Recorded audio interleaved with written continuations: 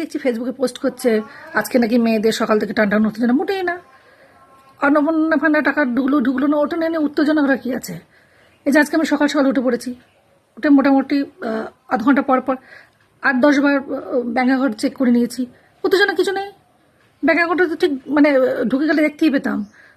আর মাকে বললাম যে আমি বাথরুমে ঢুকছি, আমার দরজাটা খোলাই থাকছে, যদি কোনো মেসেজ আওয়াজ পায় বলবে, আমি হাত বাড়ি ফোনটা নিয়ে দেখে নেবো। বলা যায় না মেসেজ হয়তো ঢুকে গেল অন্নপূর্ণা ভান্ডারের, উত্তেজনার কিছু নেই।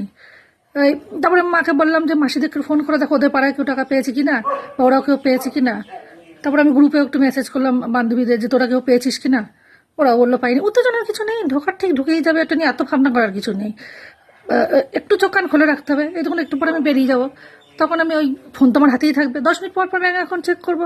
উত্তেজনা কী আছে? অত অন্নপূর্ণা ভান্ডার নিয়ে অত চিন্তা করি না।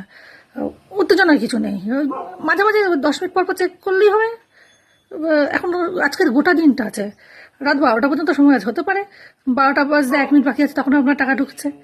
অত চিন্তা করার কিছু নেই। আর অন্নপূর্ণা ভান্ডার নিয়ে অত চিন্তা করতেই যাবোই বা কেন?